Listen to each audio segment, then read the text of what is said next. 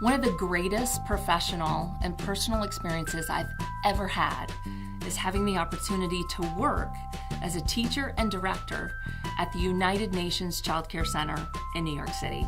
Hi, I'm Gigi Schweikert. I'm the president and COO of Lightbridge Academy, and I want to talk to you about diversity.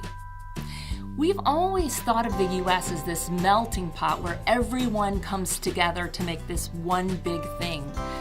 I'd like for you to think of the U.S. and all of us who make up this wonderful country and our classrooms and our centers as a salad bowl.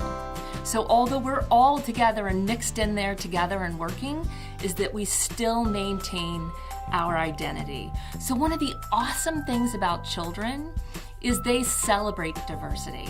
They notice people have different color skin. They notice people have different color eyes, different hair, different things. And so they're not ashamed or afraid to talk about it, but they celebrate it. So the next time your child says, hey, look at that person, answer with, isn't that amazing? What do you see?